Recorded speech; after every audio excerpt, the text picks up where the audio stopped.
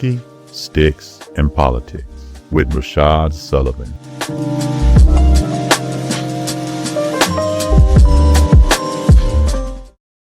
In what they were saying, you know? I was going to say probably one of my favorite things I heard. Uh-oh. You ready to catch some of this, John? All right now. We rolling? Okay, good. Well, we definitely out here again at the Sheraton Imperial. How you doing? Doing what? Right here in Research Triangle. Good old Research Triangle, but right here in the Bull City. I think what I got here tonight is I'm gonna let her introduce it. What we got? Smoked cocktail. Which one we go with? Fashion. Smoked old fashioned. And we love it. Thank you so much.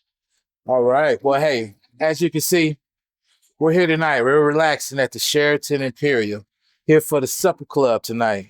And we have a very special musical guest in the house. So please make sure you step back and relax, have a drink, get something to eat, and have a good time. But also, Whiskey, Sticks, and Politics, the main event. We had to come back and do it again.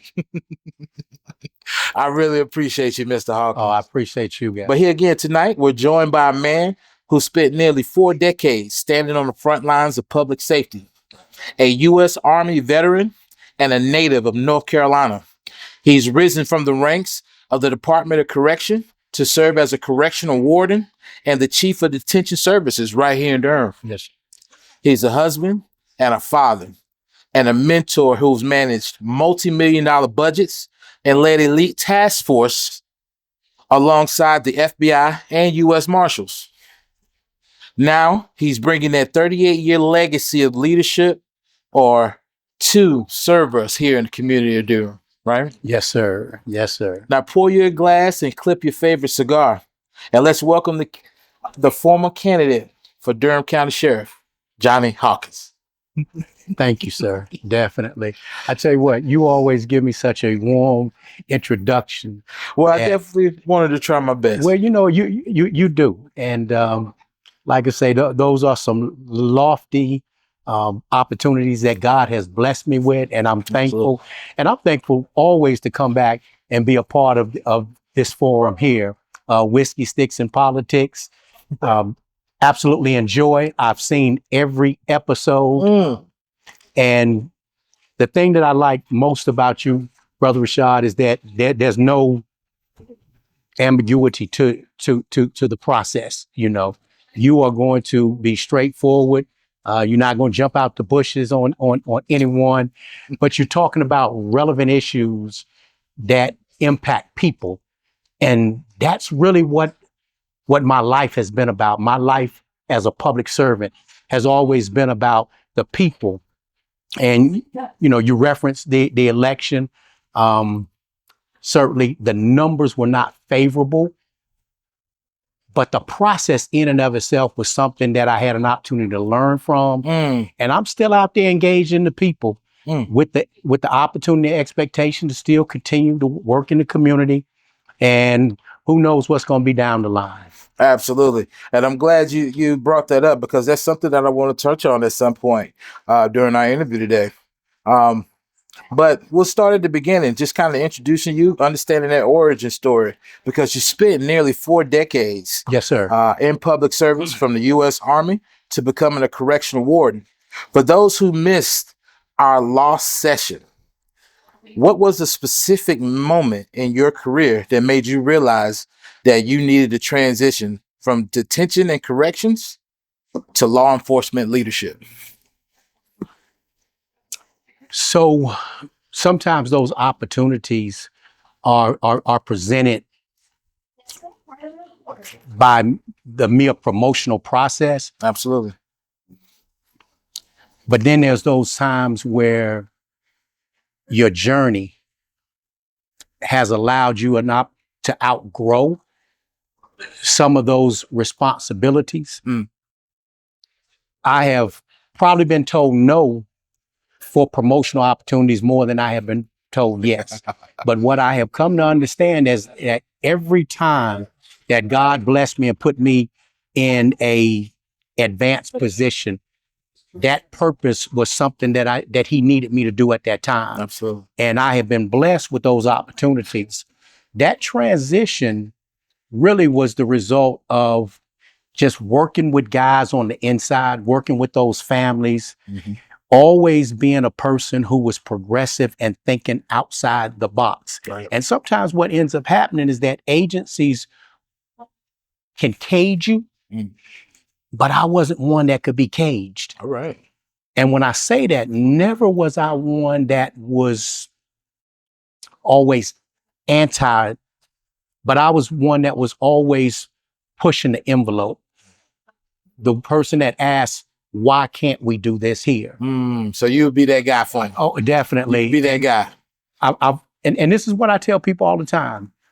You know how you hear that cliche, the path of least resistance. You know?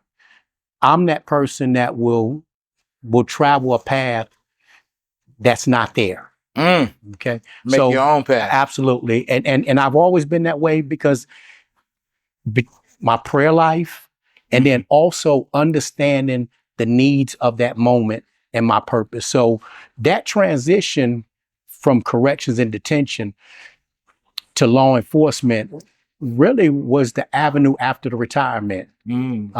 I had an opportunity to serve as director of special operations and intelligence when I was with the North Carolina Department of Public Safety. That put me in charge of the task force that you was talking about, hostage negotiation, canine interdiction, special operations response team, FBI Marshals task force. So that put me in the community. And it also gave me an opportunity to see how things were going on the streets. So there was probation and warrant operations. There were US Marshal fugitive operations that I was part responsible for overseeing. So therefore, I was always a person who wanted to see the product. Yes. So me going out there and, arming myself, being part of that scenario within reason. Okay. At that time, I'm the director. So I'm not out there kicking in doors, but I'm making sure that I'm out there supporting the people that was part of it. And those are the things that matter to me. So that transition really was fluid because of the promotional opportunities.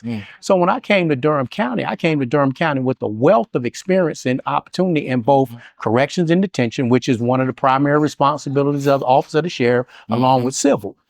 And as I said, time and time again, all the other things are just at the liberty and the leisure of what the sheriff wants to do. Right. But the civil, the courts, and the detention center. So you get this guy that walks in as day one ready. Okay.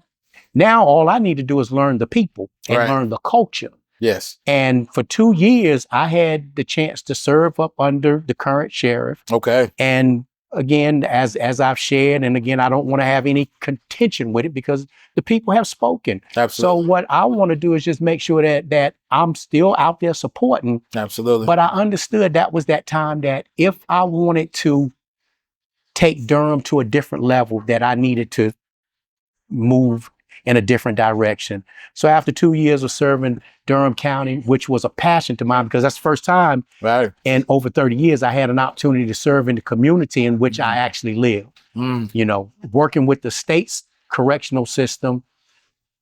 I've been living in Durham for 27 years, but I always worked elsewhere. And that's what I was going to ask. Next, I was going to bring up was kind of talk about that connection to Durham, because what I found with everybody that I've interviewed that wasn't born in Durham, there was something about Durham that drew them in. Absolutely. What was it about the Bull City that brought you in and said, you know what, this is a community I need to serve? I'm going to take you back to 1995. 1995. I had interviewed for a probation officer.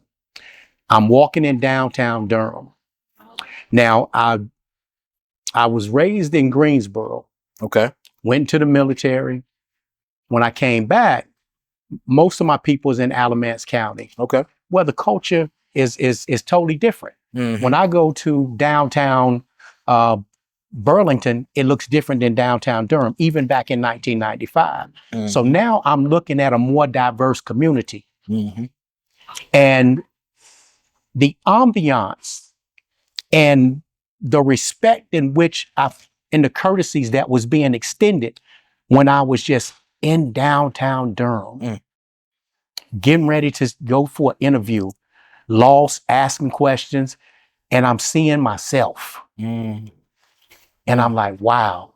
And that drew me to Durham. It's a big deal. Drew It's me a to big Durham. deal. Now, it took me 4 years because job opportunities came via my agency. The prison facility moved to Butner, North Carolina, Okay. which was closer. And I was like, that's 20 minutes, on the other side of Durham, but I'll live in Durham and I'll work there. So again, it goes back to 1995, beautiful city. Didn't understand the rich culture of Durham until after I actually moved here in 99. Well, I'm glad that we brought you here. Fate brought you to the city, as it sounds like there was a lot of history and a path was put out for you. Now, you mentioned being born in Greensboro, Yes, sir. right? And then coming here to Durham, fell in love with the city. For everybody that, maybe went out and didn't hear your story the first time around, what do you feel like about your unique past that makes you perfect to continue serving the good people of Durham? There's a covenant that I built with the individuals in Durham that I have met. Yes. Again, not having an opportunity to work in Durham until my retirement in 2021. Okay. That's when I started with the sheriff's office. I'm a member of the Union Baptist Right.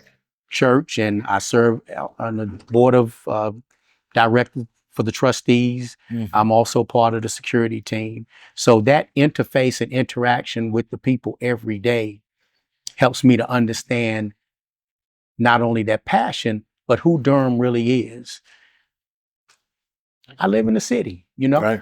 I work with our youth, basketball, mentor programs, just the day-to-day interaction.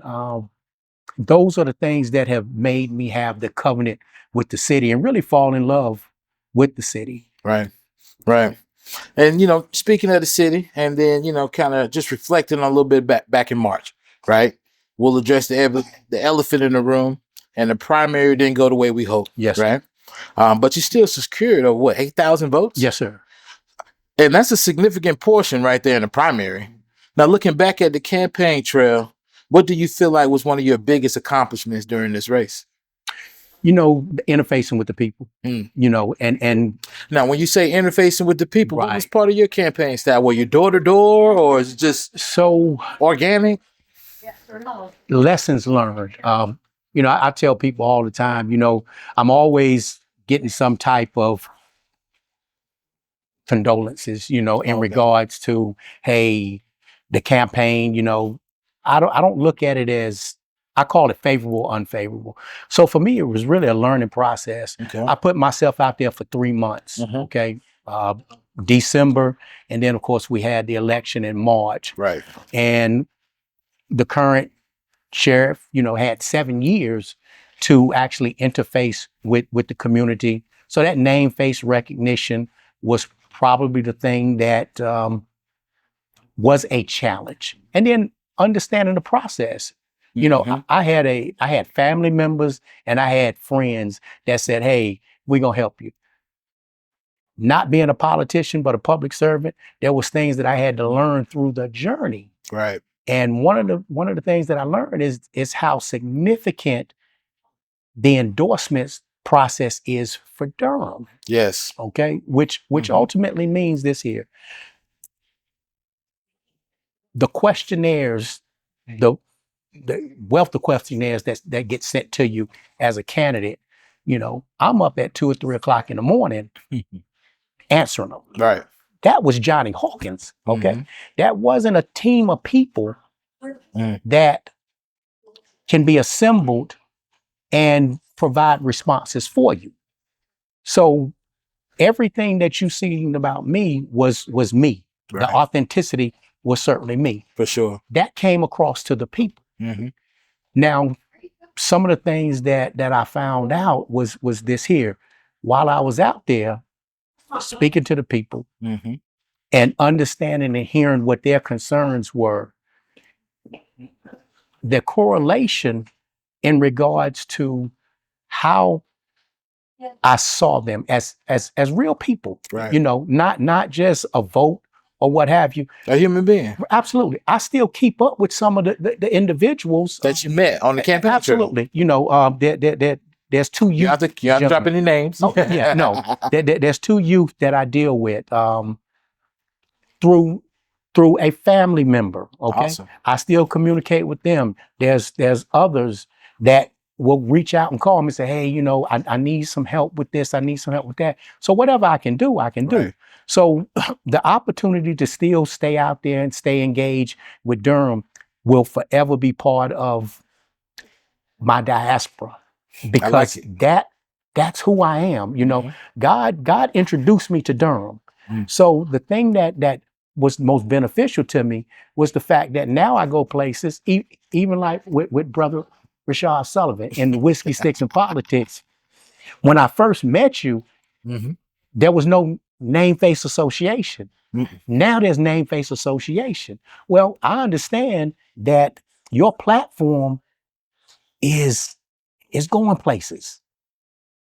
We really appreciate it. Yeah, it's going places. And you know, I've said that time and time again. I'm sincere with that right there. So as you grow, there's going to be a small portion of that platform and that program that's going to forever keep my message out there. Absolutely. So what that does, it just keeps connecting me to the people that matter.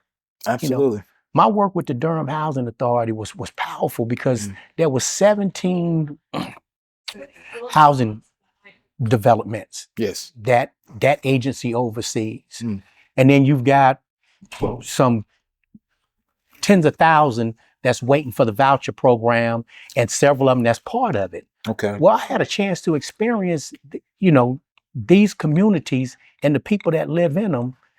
And that inspired me with that Ezekiel 37, because what people was really telling me was they was comparing themselves to the people of Israel, where they felt like, hey, I don't matter. We're cut off and we don't matter. So that was part of the reason I wanted to run for the office of sheriff. And that's part of the reason why I'm going to stay out there and continuously do work in the community, because the people matter. I'm so glad that you connected it to the people and you brought that up, because a lot of what I do and wanted to do with my platform, not only to keep the message of people that's working hard for Durham, but also create data points for those that can pick this up and hear the feedback that you've been getting from people. As you were out there on that campaign trail, I'm pretty sure you came across those disenfranchised, like you said, the disaffected voter. Yes. What were some of the reasons that they said that they were unengaged with our democratic process? Durham is a complex and complicated system of government. And what ultimately ends up happening is the people felt like their voice wasn't being heard because of the policies that was being implemented. And I'm not contesting the policies or what have you. No, for sure. I'm just simply a No, we're just neutral asking being. what they. I'm asking you what they said, and you telling me what they said. Definitely. So continue. They were not pleased with their representation. They were not pleased with housing. They were not pleased with crime and the violence within the community. And then they were also not pleased with the ghosting that comes with it, which means you're here to get my vote. But once the election cycle is over with, we don't see you. This is what I'm hearing. And people's perception matters, because what also they believe is that it's a disjointed system where people don't work together. So they look at different bodies of government and they saying that you all are so dysfunctional and disorganized that y'all not working together. They see what they see. Gotcha. Now we can try as public servants and those as politicians to disassociate a person's perception, but to them that's real. Whether or not you want to acknowledge it, it's real. So Right. this is the pain in the voices that I was hearing. Mm. So when I'm sitting there talking to, our elders, and they're talking about housing, Right. and I understand when I look at the landscape of Durham, how it's elevating. And again, no fault. I love the growth. Mm-hmm. I love the growth. Your interview recently with the mayor, Mm-hmm. Mayor Williams and Mayor Scott, we talked about basically people's quality of life and, Yes. and housing. Those things matter. Yes. Just the other day, I'm at church and I'm looking at $3 million complexes, okay? They're houses. Right. But across the street, there's people sleeping up under stairs. Mm. How? Mm. Right. That's real. No, seriously. It's real. Yeah. You staying at $1 million home, and then across the street, somebody Homelessness. sleeping outside under some stairs, and somebody inside of an unoccupied dwelling where when I stepped in there, it was multiple spaces where people probably had been living. Mm. But there was at least one person in there. But across the street, there's $1 million Mm. homes. And that's that two-edged sword that leadership has to manage, Yes, right? yes. Where you're dealing with a city where growth is happening, property values are increasing, new industries coming to the area. Yes. These are all things that you want to hear. Unfortunately, what comes with that is sometimes those people that were living there, they're not able to keep up with that price increase, Absolutely. right? Whether the property taxes go up, just overall cost of living. And it might even, and it's not obviously isolated to just Durham. I think we're dealing worldwide Yes. inflation, Yes. right? And we're talking about gas prices that I couldn't imagine. You know what I mean? But you hit on something very heavy when you spoke about them feeling that their voice was not being heard. Right. And one of the things that comes to my mind is when I think about the setup that we have in most Yes, of our sir. states, right? When we think about a state like North Carolina, typically we have, very, very red state, right? Typically Yes. our judges, our state legislators, everybody's typically Republican, right? Right. And so a lot of people that feel like they're not heard, right? Their ideas, what's important to them, seems to be a different type of agenda than the people that are in power.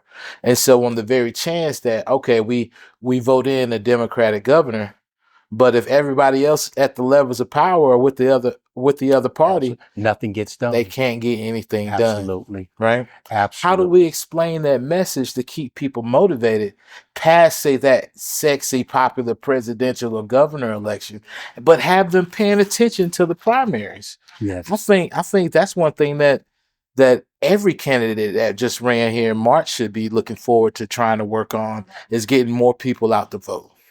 How did you feel about the voter turnout? I thought the voter turnout was for a primary. And again, you look at the ticket, this wasn't one of those general elections where you've got some of the US senators. Exactly. And so that down ballot sometimes suffer. I didn't think that the turnout was poor. I just thought that some of the individuals that was voting was uninformed. Mm. Okay. You and I have talked about the biggest winner of the March 3rd primaries was the PACs. I look at my race in and of itself. There was significant endorsements that was out there. Mm-hmm. And I often tell people less than 200 people probably decided that race. Mm. Yeah. Mm. Because of the endorsement that was received. Mm. So by the time that the sheriff's nomination comes up, it's less than 200 people that is actually voting. Now, the educational process later on, you find out that not everybody was a Durhamite. Right. But I can't blame the voter, to be honest with you. Right. We've got a media apparatus right now that doesn't seem to be able to tell the truth. Absolutely. So when we're talking about uninformed voters, like who's really at fault? Who should bear the responsibility of making sure voters are informed? How do we turn that corner? What's interesting is this here. It really is about process. Right now, government and there's no governing in politics. Okay. The national level is an example of what could ultimately be a byproduct in Durham. Okay, where you have people that make these grand promises, never fulfill them, but because their heart and their spirit is poison. Okay. Now, I don't see any difference in regards to a little lie or a big lie. It's still a lie. It's still misinforming the people. Right. The news media, again, depending upon what station you look at, you getting fed a bunch of misinformation. So imagine a person sitting there and looking at a particular news station, and I'll say Fox, okay? And you look at that all day. And then you take that mindset to the ballot and to the polls. Yeah. And you electing off of what you have heard, which is misinformation. Well, who's feeding that? Right. The politician.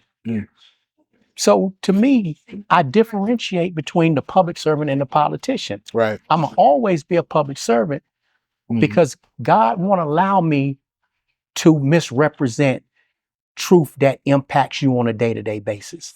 A politician can tell you what you want to hear and do nothing.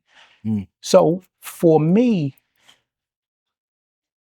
you got two parties that are primary on each ballot. You got the Democrats and the Republicans. I'm not one that's really favorable to the two-party system. Now, mind you, there are other, libertarian. There's a wealth of, we'll say a third party. Yes, a wealth of them. I have my thoughts. But what's happening now is particular for the underserved community. Okay, I'll leave it in that terms right there. What ends up happening is that you have a party who doesn't care about you, and the other one that takes you for granted. So how do you win? How do you get an opportunity to have a seat at the table? So what we've got to do is make sure that we have representation from every community and every person. If you're looking to be the brightest light in the ceiling at the table, then you already setting yourself up for failure. So the thing that I ask even in Durham is this here. You saw people that may not have had a favorable outcome as well as I did during the primaries, but capable people. Very capable. The Amisha Coopers and, a ton of other folks, okay? Exactly. These are the people that you need to bring to the table. Because if we want change, okay, and for the most part, the referendum from Durham is that we talk about we want change, but we did the same thing. Okay, I hear pretty much across the board. Right. Pretty much across the board. We did the same thing. Now again, that's not being contentious to anybody. I'm just saying, hey, that's what the people voted for. Well, if you really want true change and you want to see a different result, then hey, you got to bring a Johnny Hawkins to the table. Not from a standpoint of any elected party. You done spoke. I'm okay with that. But I still got ideas that people saw to be not only responsible, but in line with the vision of a better Durham. Right. And so was other candidates. that we just need to sit back and continue to champion with one another. See, I didn't make any enemies during that. Now, if somebody belabors some hostility and animosity, then that's on them. But I didn't set out to do that. What I set out to say is, hey, I'm speaking on behalf of the people, and I want to be part of the solution. And I will be that way until God says otherwise. Mm. What do you feel like as you were knocking door to door on your campaign? What do you feel like was the number one blind spot of our leadership that the people brought up to you in your conversation? What are we overlooking? What are we missing? The mute voice.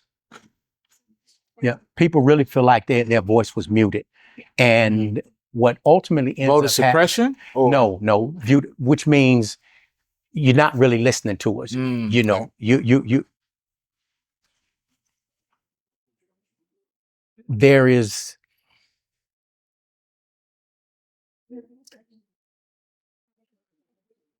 When people don't feel valued, they lose hope. Okay. So there was the loss of hope, which means there's a loss of dreams. So when you lose hope and you lose dreams, then guess what happens? You remove yourself from the process, and you just simply say it does not matter because they're going to do what they want to do anyway. This was the overwhelming consensus of the people that showed up at the polls and the people that said they were not going to go to the polls. It didn't matter. Really what they're saying is I don't matter. Right. And it wasn't just about Durham politics. This is nationally where people don't understand the struggle and the plight Right. of those who fought hard for us to vote. And what ends up happening is that when you see all of the foolishness at the national level,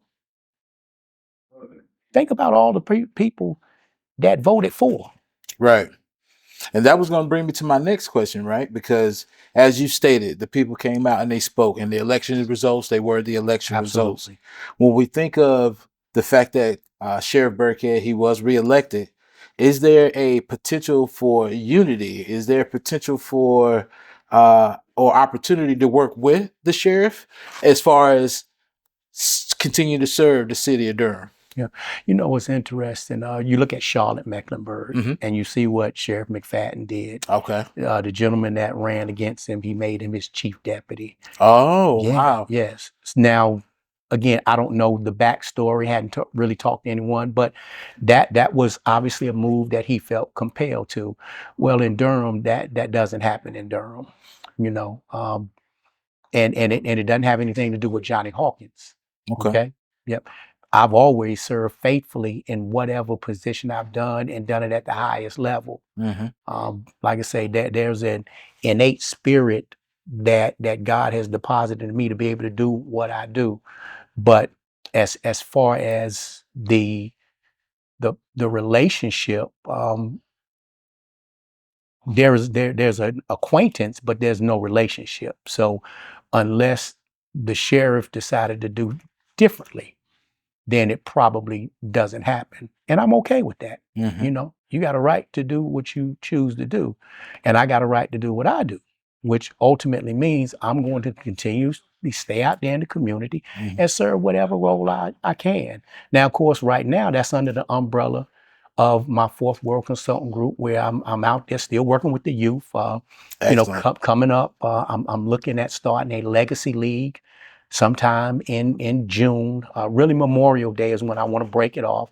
And what that does, it just brings athletics to the target group is 10 to 18. Just trying to get young people involved in something positive, mentorships, bringing them in contact with some mentorship. I've got a couple of individuals that are in cognitive behavior, some psychotherapists that want to be involved, some people in the faith community, people in the business community. Awesome. So these are some of the things that I'm looking to do under that Fourth World Consultant, and it's going to be called Legacy League. I'm looking to put that out, and that's a start. But then also just simply making sure that our community is safe. I put together a community-friendly safety initiative that I've sent to the mayor and the county managers. This was back in February when the mayor put out an appeal. Back in February for people that was really serious about change and being part of the solution versus part of the complaining and the problem. So that's out there. I'd love to get it to you since you know the mayor firsthand. Absolutely. Please And if you get it to him, I'm and I do this simply because hey, this initiative appealed to people. Right. Okay. A lot of thought went into how do we make Durham safer? How do we get our youth more involved? So it's all outlined there. Okay. And again, I'm gonna share it with you. I'm gonna share my Legacy League proposal with Please you. do. Because like I say, you going places now. No, we You will appreciate be the next. You will be the next replacement of Oprah Winfrey. Oh Lord. Yes. Oh, one can only wish. Oh, One Dr. can Phil only doesn't wish. stand a chance with you now. Hey, I tell you what, I can't tell you how happy I am to hear what you said and what your responses were here tonight, right? As I interviewed Brandon Scott and Leonardo Williams at the State of the City here earlier this week, one of the key things that Mayor Scott brought up about how he was effective in Baltimore in reducing crime was that there was a comprehensive plan that did include, activities, job placement, working hands-on with the youth, intervention specialists. Exactly. And then like comprehensive health services, helping them with job placement, finding a home. Absolutely. And how that's brought down, they brought down their violent crime by like 60%. Yes. Right? Yes. Lowest has been in 50 years and they've only been keeping record for about 50 years, right? Right. And so hearing about your league, I'm interested in finding out more about it. Yes. Certainly when we check back in with you, I'll be able to let the Whiskey Sticks and Politics audience know how things is going. Excellent. And we're going to be looking forward to good things from you. Like obviously the city of Durham, they made their decision, but I feel like there is work to still be done. It is. It's definitely still work to be done. And I think Johnny Hawkins plays a role. I'm curious to see about what that is. You know what? And you know what? I'm appreciative of this venue and this forum. And I will agree with you from this standpoint here. That opportunity to get out in front of Durham, introduce myself to Durham, really was just a prelude of the things that I feel like God wants to utilize me for. I mean, I look at all of the industries, one of the things that I'm involved with now is school safety. Look how many incidents we've had with our schools. Triangle Charter, Jordan, Riverside. All of these schools have had multiple lockdowns. And then, of course, the work that I've done with the sheriff's office and now the work that I do as a professional that has now that skill set within school safety. So having an opportunity to plug myself in for the betterment of Durham at all levels and opportunities is something that I want to do. Platforms like this right here give me an opportunity to just speak freely, but then also speak sincerely so people can understand at the end of the day, and when the day and the night meets, everybody in their own vein wants a better Durham. We may have different measures to get there, but everybody wants to see Durham safer, more affordable, more united, the systems working together for the good of the people. These are things that most of your elected officials and managers want. We just got to figure out a way to get the right people at the table. That's how you get change done. And Mayor Scott talked about that. Okay. Yeah, he did. Baltimore's a tough city. Yes, it is. 6% reduction. That's big time, right? Definitely. You know, one of the things that I've always talked about was this here. That intervention specialists are great, but what you've got to couple that with, you got to couple that with clinicians. You've got to couple that with law enforcement. You got to couple that with social workers. You got to couple that with housing specialists. That's how it works. Comprehensive plan. Absolutely. Comprehensive. No, we really appreciate you sharing your insight with us. And I'm definitely looking forward to the work that you got planned for Durham. Appreciate it. Right? And hey, we really appreciate you coming out. But we have something for you. As Excellent. just as a way to say thank you for coming on Whiskey Six and Politics. We're gonna deputize you. We're gonna give you the sheriff's badge. Absolutely. Definitely. Thank you. Hey, you know what? Now, you know, in our It's last official now. conversation, definitely, I said I wanted one of these. Definitely, brothers. I tell you what, I'm appreciative, and like I say, God has certainly anointed and come in covenant with what you're doing. You and Brother John behind the scenes, and anything that I can do to help push forward the cause and your platform, by all means, because you've given me a venue, you've given me a stage, and I'm appreciative of that. And like I said, you do it cleanly. You do it with integrity. Thank you. And I appreciate you.